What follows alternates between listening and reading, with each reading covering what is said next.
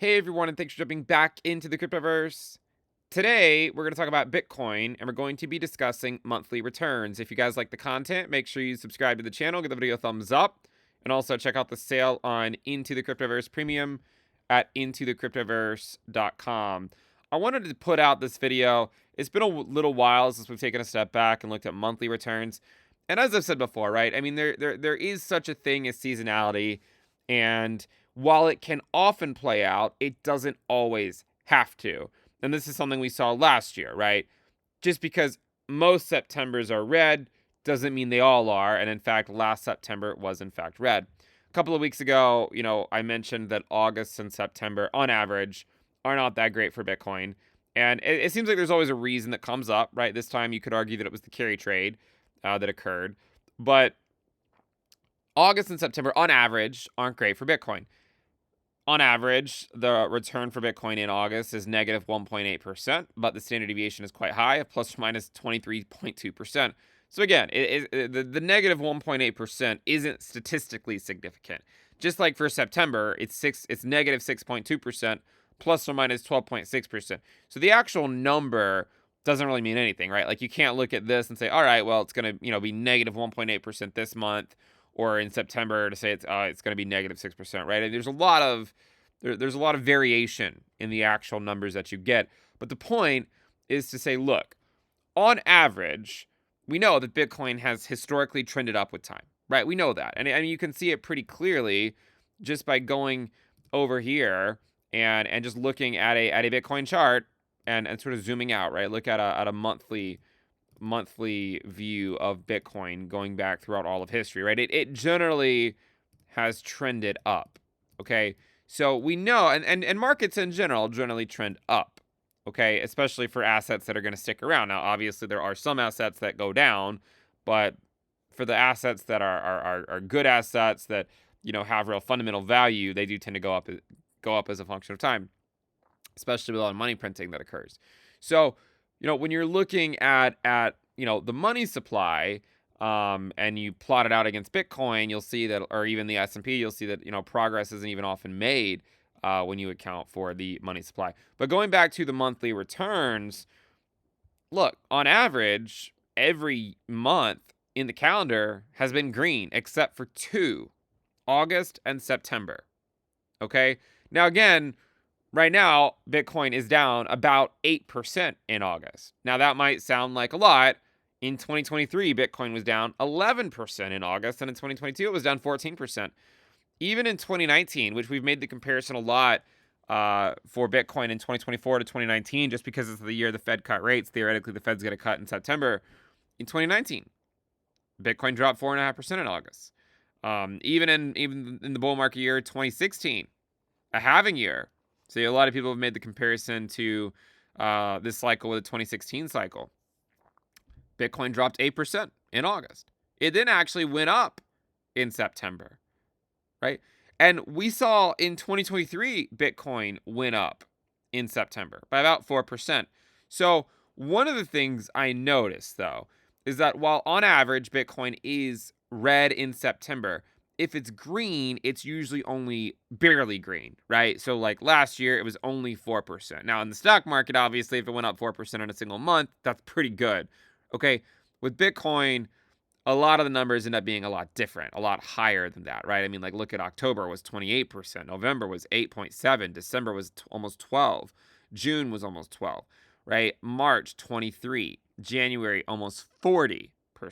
So, yeah, I mean, like 4% is great, but even when you get a green September, it is still relatively lackluster compared to other green months that Bitcoin has.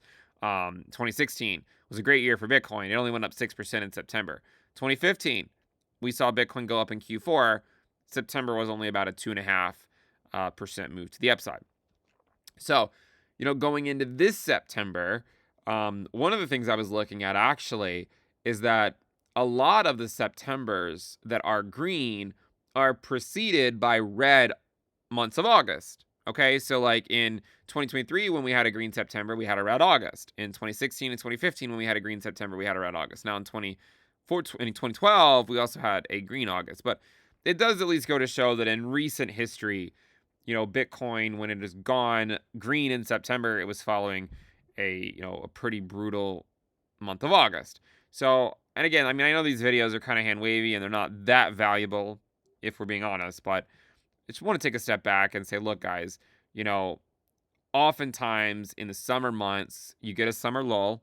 We talked about that, right? We said, look, good chance you're going to get a summer lull where the market just kind of fades in June, doesn't really go anywhere. I also said, by the way, if you guys remember back in April, and people talk about on the 1st of May, sell in May and go away. I said back then that usually what happens is Bitcoin rebounds in May and then sells off again in June as the summer lull actually sets in. And I remember talking about that, and it's kind of funny because it almost played out um, fairly well, right? I mean, normally what happens is Bitcoin sells off in the second half of April, okay, the second half of April, and we saw that happen. So then you go into May, and everyone's freaking out. They're like, oh, sell in May and go away. And then in May, the market usually goes up. And then by the summer, it then comes back down. So basically, the people that sell here freak out. They end up buying back up here, and then it goes back down lower to than where they previously sold. And that's actually something we've seen happen quite a bit. I mean, it even happened last year where, the market sort of sold off into April, right? The back half of April, and then it actually popped up in early May. Even in 2021, right? You guys remember 2021, right? The market sold off in the second half of April, and then it popped up here as May arrived, and then it sold off into the summer. So, I think a lot of things kind of can sometimes get lost in translation. People say sell in May and go away, but in reality, a lot of times Bitcoin sells off in the second half of April, can bounce in early May, is what you'll often see happen. Um, so going back to just the monthly returns chart in general, on average, most of the months are green, but there are two that on average are red. If you do get a green September, it's usually not that fantastic. Okay, so if you're feeling kind of crummy about the market and you're just like, yeah, it's not really doing anything, and Ben keeps talking about Bitcoin dominance this and Bitcoin dominance that, but the point is look, this historically is the worst time of the year for Bitcoin, even when the market's generally trending up. Okay. Now, of course, I've made a lot of comparisons this year to 2019, mainly because of rate cuts and a very similar pattern, right? Just the general idea of lower highs and lower lows until the Fed does enough to get people interested again. And you're kind of seeing the same thing play out, right? It's pretty similar stuff, and I just think that it's not really that different from what we saw happen in 2019. And you could argue that the Fed had achieved a soft landing here by the end of the year. But instead, we ended up getting a pandemic crash. But you could argue that that's what a soft landing would have in fact looked like, right? Um, so what I think, could very well play out, or at least the sort of the short term, is that August, September, probably not going to see new all-time highs, right? Is my guess. Um, it's also, and if you guys remember, one of the things I mentioned, we talked about like sort of what are the probabilities of like a left translated cycle peak, and I've always been against the idea of that. And I would say that it's possible, right? There's always a possibility of a left translated peak. I think a lot of people, when they think about a left translated peak, they think, oh, that means that Bitcoin's going to top in, like late 2024 or something, and then it's going to be really different. There is a possibility that happens, right? And if that were to happen, what you would expect to see, Bitcoin really pick up pace in October, November, December. Okay, if you get a parabolic rally, then there's a good chance that you're going to have a left translated peak. But if you guys remember back in March, one of the things I pointed out a lot was that if instead of a left translated peak, there is a chance that the market just doesn't do anything again until 2025. And the reason why I said that was because that's exactly what happened in 2019 when gold broke out. Gold broke out in the summer of 2019, as you guys remember. And when it broke out above its range that had been, holding for quite a while. Let's pull up the weekly chart here. But gold had been consolidating for a while, and then in the summer of 2019, it finally broke out, and that marked the mid-cycle top. And this cycle, you're kind of seeing something very similar happen, right? Gold finally broke out. It marked a mid-cycle top for Bitcoin. And in 2019, the market then sold off for about 6 months. And then we ended up getting a recession induced by the pandemic. So it lasted 9 months. So back in March, I said, well, instead of this left translated peak idea, what if instead the market just cools off for 6 to 9 months? So we are approaching the 6-month mark. So the 6-month mark will end in September. So if it were to follow 2019, then you could argue that whatever happens by September would theoretically be what you might consider to be a soft landing, whatever that number is, okay? Whether it's a double bottom, whether it's a higher low, whatever. That would likely be what people would consider a soft landing, especially when you compare it to last cycle. Now remember, the monthly returns in August and September tend to not be that great. And in 2019, a year the Fed cut rates, we saw Bitcoin go down in August and September. If you guys remember, one of the things I said about a left translated peak, that it's more likely to happen if the summer lull it stops in the summer. But if it extends out and you put in another lower low, which we have, then it makes it more similar to 2019. And it is more similar to 2019. If you are in the left translated peak camp, which again, it's possible, you should also consider the possibility where, it occurs a lot earlier than you're thinking.